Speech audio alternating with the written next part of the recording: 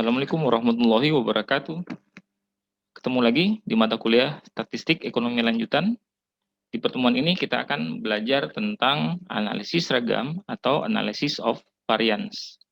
Jadi, metode hipotesis yang kita gunakan sebelumnya, yang kita pelajari sebelumnya yang menggunakan distribusi Z dan distribusi T, itu ternyata kurang efektif untuk uji hipotesis tentang perbedaan rata-rata mu dari satu atau dua populasi.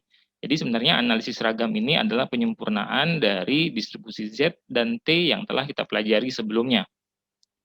Analisis ragam itu merupakan prosedur uji hipotesis dengan membandingkan rata-rata mu dari 3 atau lebih populasi secara sekaligus. Karena kita membandingkan rata-rata mu dari lebih dari 3 populasi sekaligus atau lebih, maka rumusan hipotesisnya H0-nya itu mu1 sama dengan mu2 sama dengan mu3 dan seterusnya. Ini kalau 3 ya populasinya, maka mu-nya ada 3. Kalau populasinya 4, maka mu-nya 4 dan seterusnya. Ini tandanya sama, artinya tidak ada perbedaan antar rata-rata populasi. H1-nya ini menyatakan bahwa paling tidak ada salah satu rata-rata populasi yang berbeda. Nah, untuk analisis ragam, kita akan menggunakan distribusi F.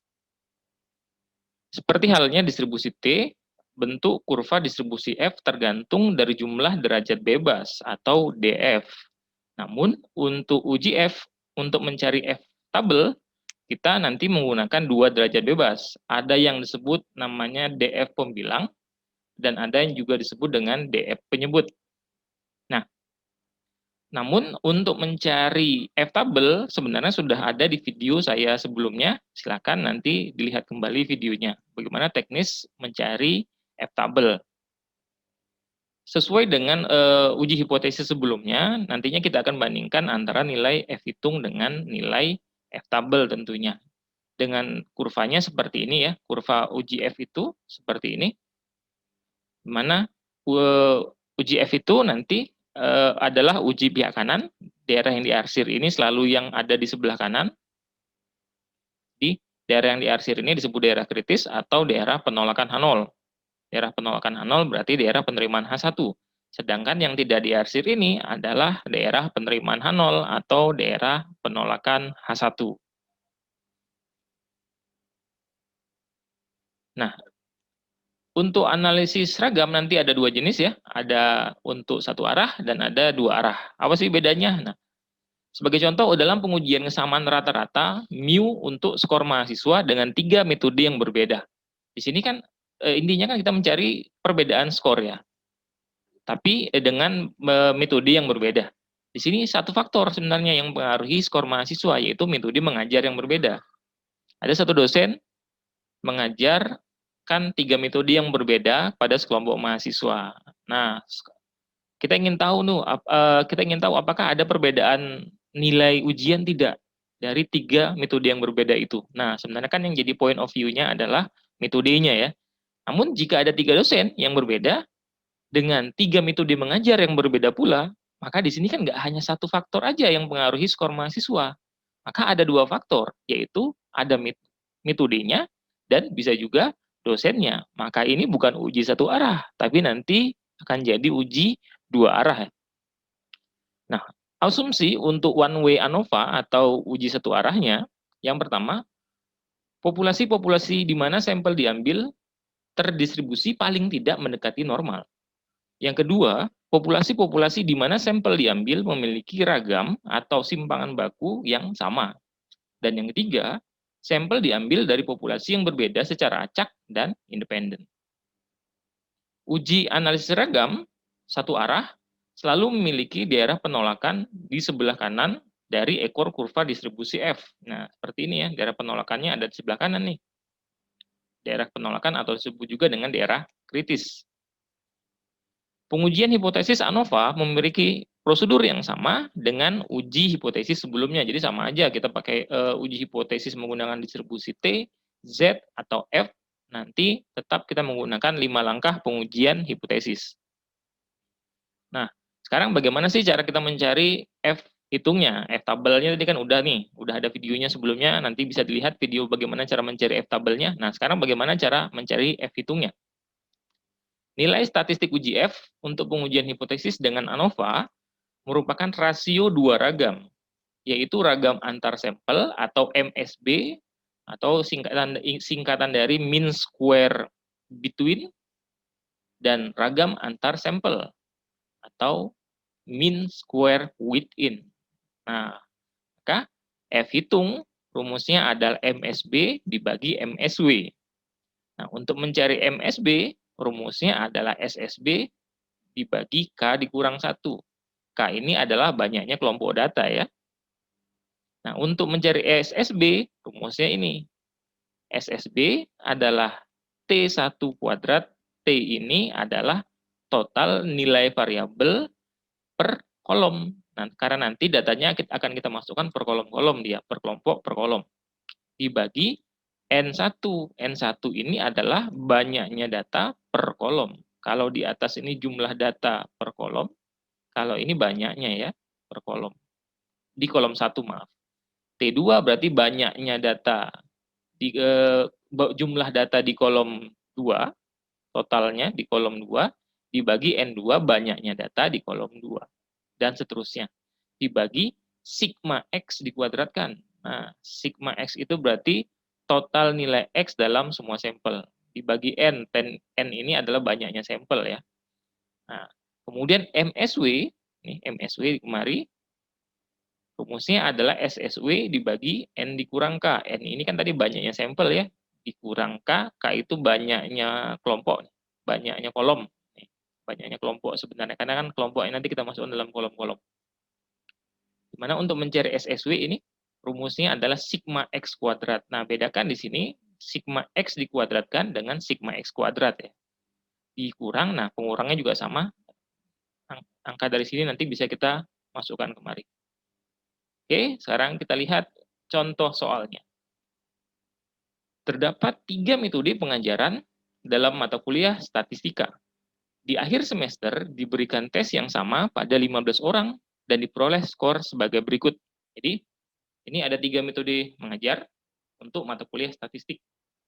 Nah, 3 metode ini diberikan kepada 15 mahasiswa, kemudian dibagi rata, 15 dibagi 3 metode, maka masing-masing metode itu pesertanya adalah 5 orang mahasiswa. Di akhir semester, ke-15 orang mahasiswa ini semuanya dites, kemudian skornya diambil. Nah, ini contoh skornya dengan menggunakan masing-masing metode.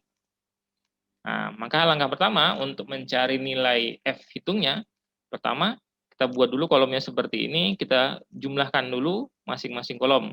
48 tambah 73 tambah 51 tambah 65 tambah 87, hasilnya adalah 324. Nah, ini disebut T1. Atau jumlah di kolom 1 nih. N1-nya, N1 itu banyaknya data ya, banyaknya data kan ada 5 ini, ada 5 data. Sama semua sih, N2-nya juga 5 karena kita bagi rata tadi ya. N3-nya juga 5. T2-nya ini jumlahnya untuk kolom 2, T3 jumlahnya untuk kolom 3. Oke. Langkah pertama, kita cari dulu sigma X. Sigma X rumusnya adalah T1 ditambah T2 ditambah T3. Maka T1-nya dari sini ya, masukkan kemari. T2-nya 369 kita masukkan kemari. T3-nya 388 kita masukkan kemari. Kemudian jumlahkan, jumlahnya adalah 1081. Kemudian N-nya adalah N1 tambah N2 tambah N3. Atau jumlahnya 15 ya. Ini kan N1, N2, N3. Lalu kita cari sigma X kuadrat. Nah, bedakan sigma X kuadrat dengan sigma X dikuadratkan. Nah, sigma X kuadrat berarti masing-masing X ini masing-masing angka ini ya. Ini masing-masing angka ini disebut X. Maka masing-masing angka ini dikuadratkan lalu dijumlahkan. Nah, jumlahnya itu disebut dengan sigma X kuadrat. Nih, masing-masing angkanya dikuadratkan lalu dijumlahkan. Maka ada 15 pengkuadratan di sini karena ada 15 angka di sini. Jumlahnya adalah 80.709. Kemudian kita mencari SSB. Tadi rumusnya SSB adalah jumlah kolom dikuadratkan dibagi banyaknya data dalam kolom tersebut. Ini dikurang sigma X dikuadratkan dibagi N. Oke, kita lihat. Ini SSB-nya. Kita cari. Pertama jumlah kolom satunya dikuadratkan nih, jumlah kolom satunya 324 dikuadratkan dibagi N satunya 5, ditambah T2-nya 369 dikuadratkan dibagi N2-nya 5, ditambah T3-nya 388 dari sini, dikuadratkan dibagi N3-nya 5, dikurang sigma X yang dikuadratkan, sigma X yang ini. Ya, ini dikuadratkan, dibagi N-nya adalah 15. Nah, jika persamaan ini kita selesaikan, kemudian dikurang dari hasil persamaan ini, maka akan menghasilkan hasil 432,13. Selanjutnya kita cari SSW.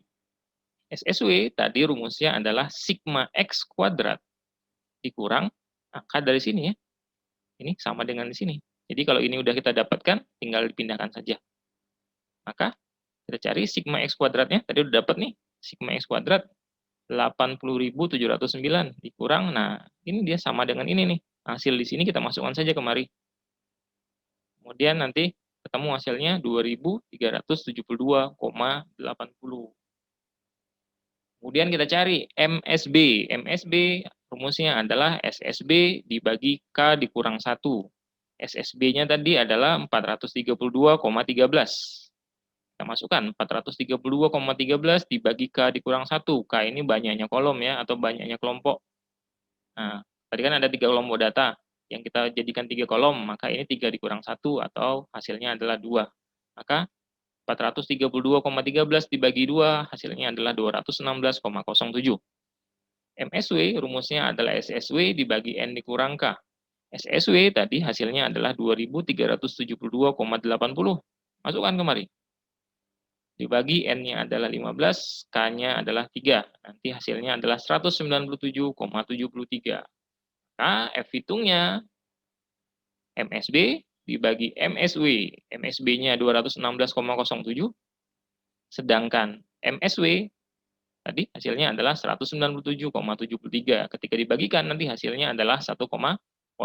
Nah, itulah nilai dari F hitungnya. Metode tadi tersebut dapat disederhanakan ke dalam kotak seperti ini ya.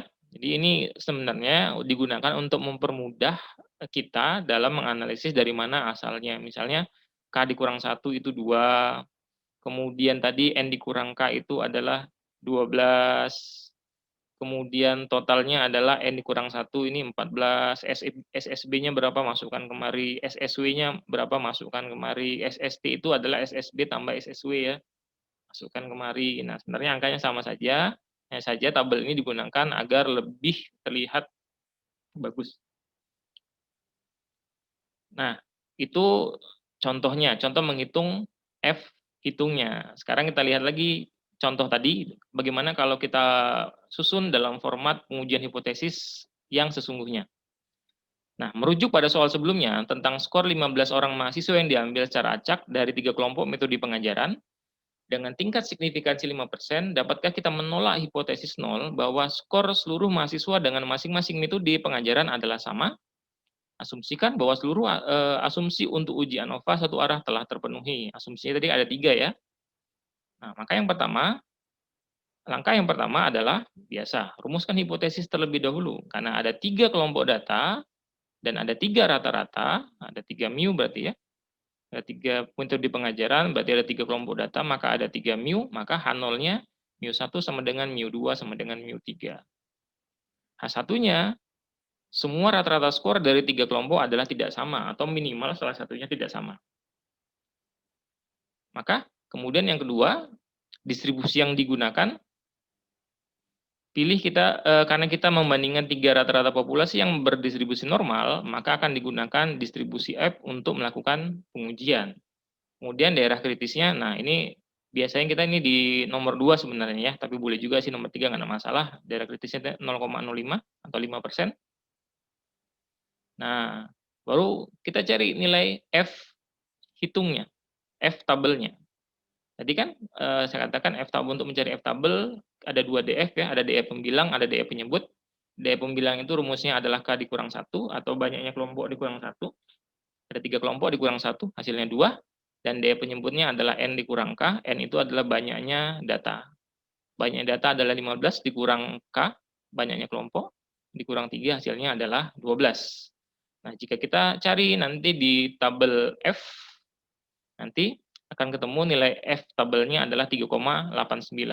Nah, kalau kita gambarkan dalam kurvanya, maka seperti ini, 3,89.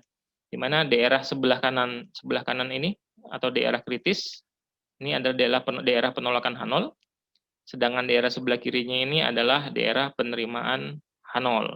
Oke. Kemudian, nah alfanya nih salah tulis ya, ini seharusnya nih 0,05 ya, bukan 0,01. Kemudian tentukan nilai statistik uji F. Nah, tadi udah kita hitung tuh, dapatnya F hitungnya adalah 1,09. Nah, kalau di sini 0, di sini 3,8, 1,09 ada di sebelah mana? Pastinya di sini ya. Di sini ya, artinya kan di daerah penerimaan H0. Karena F hitung lebih kecil dari nilai kritis atau F sama dengan 3,89 ada di daerah sini. Lebih kecil dari daerah kritis, ini daerah sebelah kanan daerah kritis, ini lebih kecil. Maka jatuh pada daerah penerimaan H0, maka kita gagal menolak H0. Sehingga disimpulkan bahwa rata-rata skor ketiga populasi adalah sama. Dengan kata lain, perbedaan metode pengajaran tidak menunjukkan pengaruh pada rata-rata skor mahasiswa. Gampang bukan? Oke, kita lanjut kembali. Ini ada soal latihan yang nanti dapat dikerjakan. Selanjutnya adalah analisis seragam dua arah atau two-way ANOVA. Sebelumnya sudah dijelaskan bahwa two-way ANOVA itu jika faktor variabel yang kita teliti itu lebih dari satu.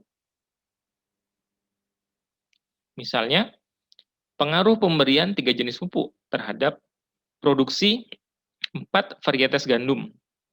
Ada 2 faktor, yaitu jenis pupuk dan varietas gandum yang ingin dilihat pengaruhnya terhadap produksi gandum. Nah, kita lihat dulu pertama two-way ANOVA test. Yang pertama kita coba dulu tanpa interaksi. Jadi, kalau kita buat ringkasannya nanti jadinya seperti ini. Jadi, karena tadi ada 2 variabel yang akan kita teliti, yang akan kita lihat, maka F hitungnya pun ada 2. Ada F hitung yang 1, ada F hitung yang 2. Di mana F hitung 1 rumusnya adalah MSBR, ini untuk R ini row ya. Row itu adalah baris dibagi MSW. Sedangkan F hitung yang kedua rumusnya adalah MSBC. Nah, C ini untuk kolom ya, dibagi MSW. Di mana MSBR rumusnya adalah SSBR dibagi R dikurang 1. MSBC rumusnya adalah SSBC dibagi kolom dikurang 1. Sedangkan untuk mencari MSW, rumusnya adalah SSW dibagi banyaknya baris dikurang 1 dikali banyaknya kolom dikurang 1.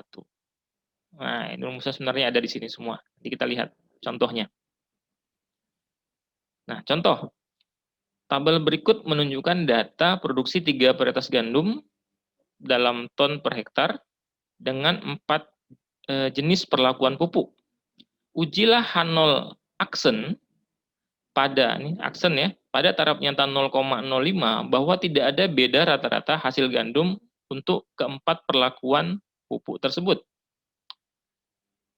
Juga ujilah H02 aksen bahwa tidak ada beda rata-rata hasil untuk 3 varietas gandum tersebut.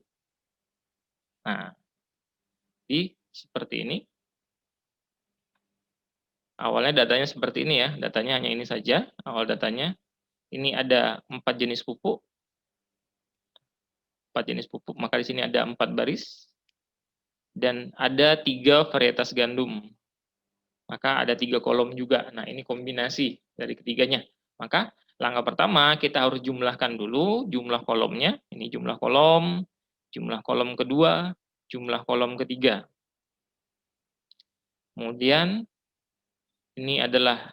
kemudian kita jumlahkan ke kanan juga. Ini jumlah baris pertama, ini jumlah baris kedua, ini kita jumlahkan ke kanan, jumlah baris kedua, ini jumlah baris ketiga, ini jumlah baris keempat.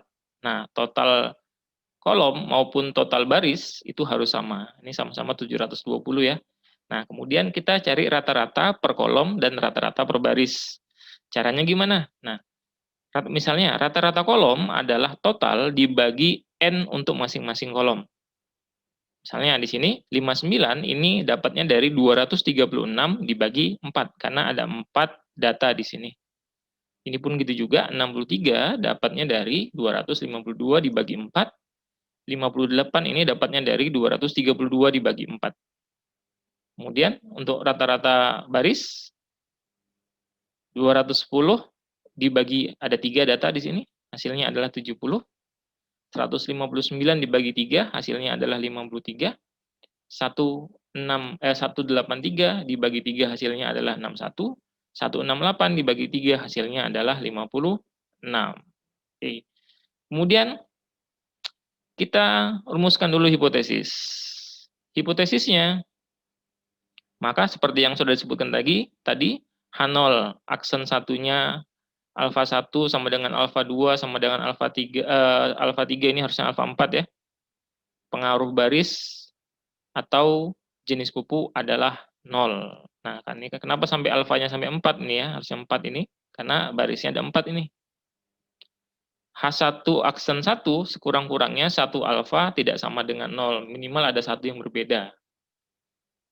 Yang kedua, rumusan hipotesis yang kedua, H0 2 aksen beta 1 sama dengan beta 2 sama dengan beta 3 sama dengan 0, artinya pengaruh kolom atau varietas gandum adalah 0. Ini betanya sampai 3 karena kolomnya ada 3 ya. Kemudian H1 2 aksen sekurang-kurangnya 1 beta adalah tidak sama dengan 0. Nah, alfanya itu 0,05, maka daerah kritisnya, tadi ya daerah kritis itu dapat kita cari tadi dari tabel dari tabel F ya. Dari tabel F. Nanti untuk F1-nya hasilnya nanti adalah 4,76, sedang nilai F tabelnya nilai F tabelnya 4,76, sedangkan untuk yang F2-nya nanti nilai F tabelnya adalah 5,14. Nah, mengapa bisa berbeda? Nah, untuk mencari F tabel tadi kan kita butuh DF1, DF2 ya. Ini kalau untuk F1-nya DF1-nya ini 3, DF2-nya 6. Dari mana dapat 3? 3 ini adalah karena DF1, karena F1-nya ini bicara tentang baris ya. Tentang baris, maka rumusnya di sini banyaknya baris dikurang 1. Banyaknya baris kan ada 3 nih. Ada 3 varietas pupuk dikurang 1, 3. Nah, kemudian DF2-nya dari mana? DF2-nya ini rumusnya dapat dari banyaknya baris dikurang 1 dikali banyaknya kolom dikurang 1. Banyaknya baris adalah 4 dikurang 1, 3, dikali banyaknya kolom 3 dikurang 1, 2.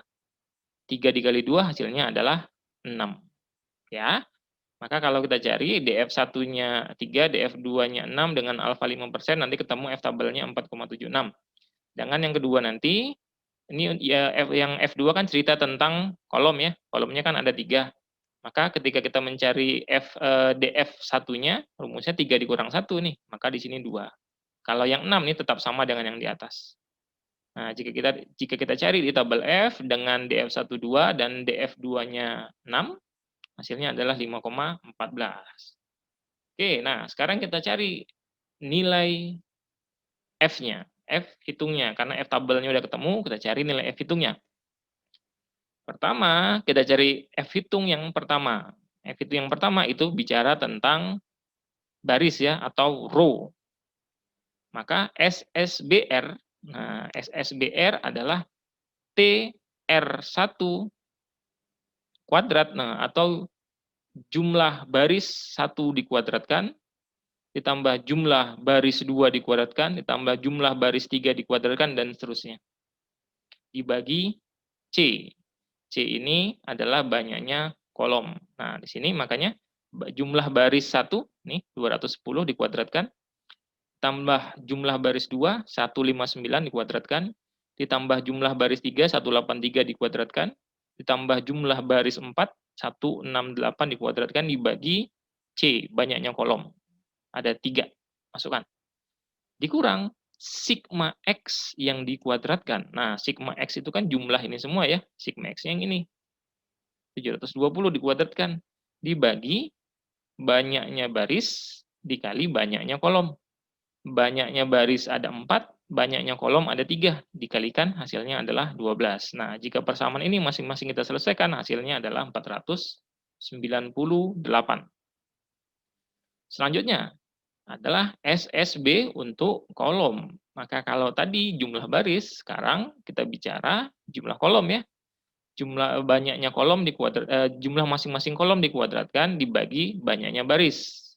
Dikurang sigma X dikuadratkan dibagi R dikali C. Nah, banyaknya kolom, jumlah kolom tadi ini dia 236 dikuadratkan ditambah 252 dikuadratkan ditambah 232 dikuadratkan. Nah, ini dia. Ya. Dibagi banyaknya baris adalah 4 dikurang, nah ini sama sih pengurangnya dengan yang di atas sebelumnya tadi ya. Kalau di sini udah kita temukan hasilnya, nanti tinggal masukkan saja di bawah sini. Nah, jika kita selesaikan nanti hasilnya adalah 56. Kemudian ada lagi namanya SST. SST rumusnya adalah sigma X kuadrat. Nah, masing-masing X-nya tadi, ini X-nya yang di sini. Ini adalah X, X-nya ini ada 12. Masing-masing angka ini kita kuadratkan, lalu kita jumlahkan. Ini dia, seperti ini. Nah, 12. Pengurangnya juga sama dengan di sini. Tinggal kita turunkan saja. Jadi ketemu hasilnya adalah 662. Nah, kemudian kita masukkan tadi jumlah kuadratnya, kemudian jumlah kuadrat antara baris, jumlah kuadrat antara kolom, kemudian galat sampling. Nah, kita masukkan semua. Nanti kita akan ketemu nilai F hitungnya seperti ini. Untuk yang pertama, F hitung yang kedua seperti ini. Dari mana angka ini? Nah, dari yang tadi. Nah, sini ya. Tinggal kita masuk-masukkan aja kemari angka-angkanya tadi yang sudah kita dapat. Nih ya. Ini kan sudah ada rumusnya nih. Kita masukkan saja. Nah, nanti ketemu nih nilai F hitung yang pertama 9,22, nilai F hitung yang kedua adalah 1,56. Keputusannya. Yang pertama, tolak H0 aksen 1 dan simpulkan bahwa ada beda rata-rata hasil gandum dalam penggunaan keempat jenis pupuk tersebut. Kenapa? Karena untuk yang pertama F hitungnya adalah 9,22, sedangkan F tabelnya adalah 4,76. Artinya kan F hitungnya lebih besar ya. Karena F hitung yang lebih besar, maka H0-nya ditolak. Sedangkan untuk hipotesis yang kedua atau H0 aksen 2, F hitungnya 1,56, sedangkan F tabelnya adalah 5,14, artinya kan F hitungnya lebih kecil. Karena F hitungnya lebih kecil, maka H0 akan diterima. Maka disimpulkan bahwa tidak ada beda rata-rata hasil gandum dalam penggunaan ketiga varietas gandum. Nah, itulah contoh untuk two-way ANOVA.